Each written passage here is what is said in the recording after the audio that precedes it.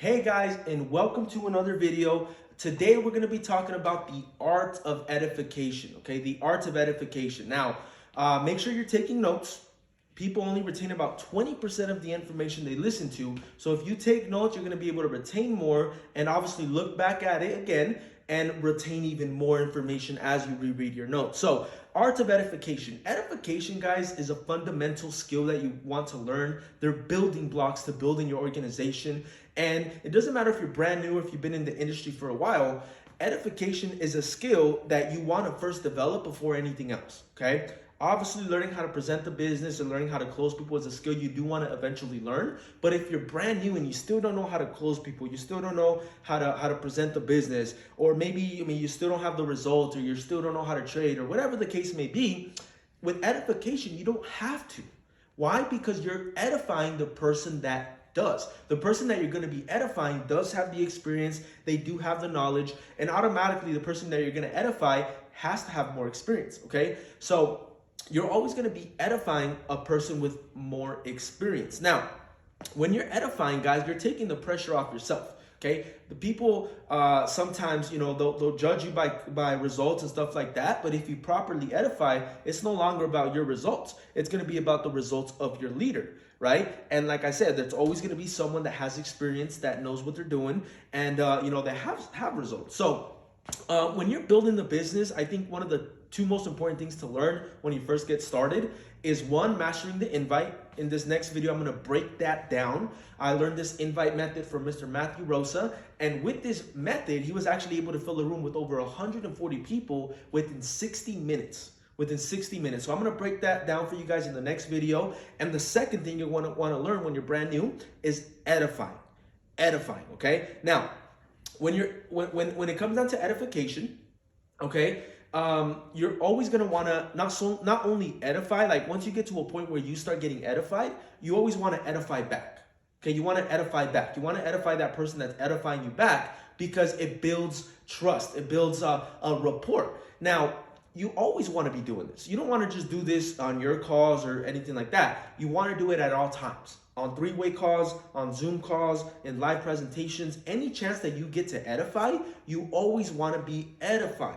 Okay? And if you're brand new, your time will come when you are the one that is edified. But at the beginning, you have to learn how to edify because you're brand new. You're starting, you're launching your business. So learning how to edify is key.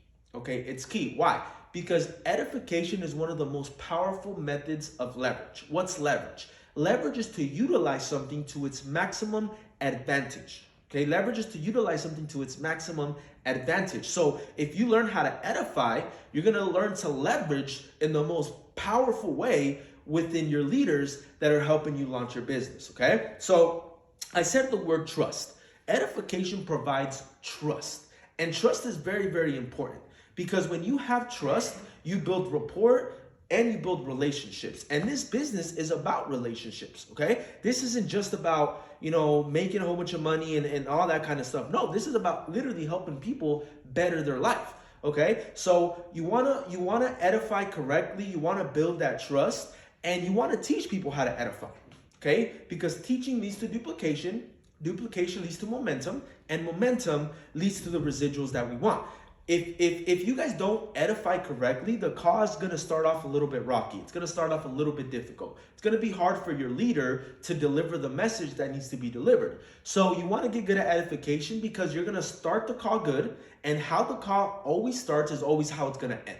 So if you get good at edification, you're going to start the call off good, and you're going to have the call finish good as well, okay? Now, trust. I said the word trust. I want to show you guys an example of what edification does. Okay, in regards to trust. So this is you, this is prospect, and this is the leader. Okay, you, prospect, leader. You and the prospect, you know each other. Okay, so right here, there's trust. You and the leader, you and your leader, you know each other. So there's trust. Okay, so there's trust right here because you know each other, and there's trust right here because we know each other. Now, your job when you're edifying, you're going to want to bridge this gap between your prospect and your leader with trust. Okay? That's what you're doing when you're edifying, if you don't provide trust, the prospect is going to feel like your leader is just trying to get into their pockets. It's an uncomfortable feeling. No one wants to feel that way. Okay? So if you edify properly, you provide trust. And if you provide trust, you build relationships, you build rapport. Okay? So I'm going to give you guys an example of what it's like to edify. Okay? What it's like to edify. So, for example, if I were to edify one of my business partners, for example, I'm going to show you guys two examples: the improper way and a proper way. The improper way would be like, hey guys, this is Ivan. He makes a lot of money in trading.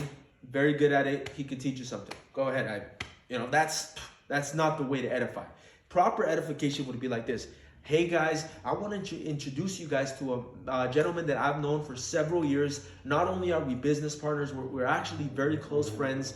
And this guy has helped a lot of people make money on the markets. He's very good at what he does in the markets. He's always there to help people. And if you genuinely get to know this person, you're going to know that this guy is all about people over profit. So without further ado, I present to you Mr. Ivan.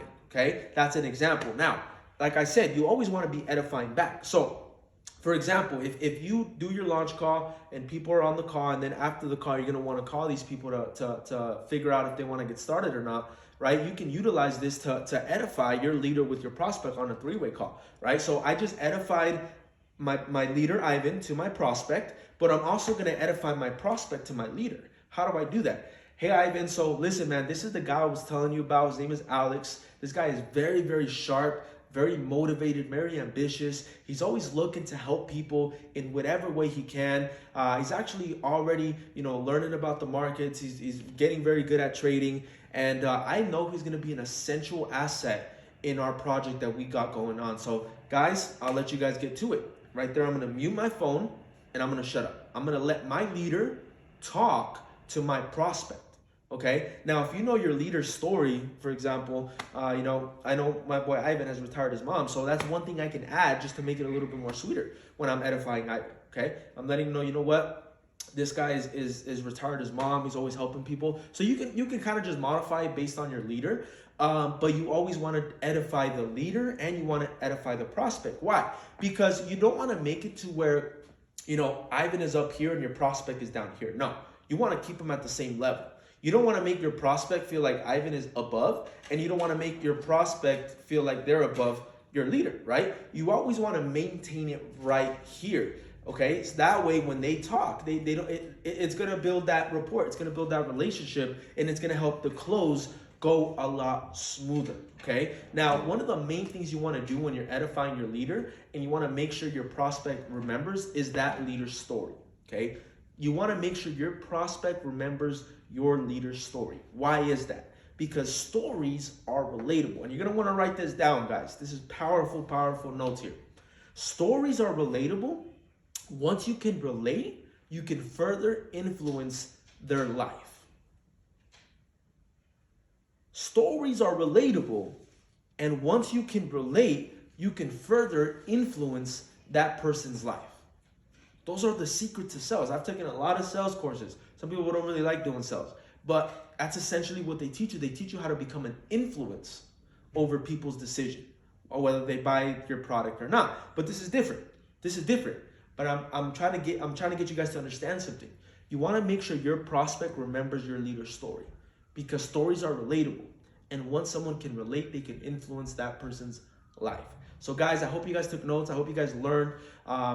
Let's run it up. Have any questions, reach out to me or your leader. I'll see you guys on the next video, learning how to do the perfect invite. You guys have a good evening.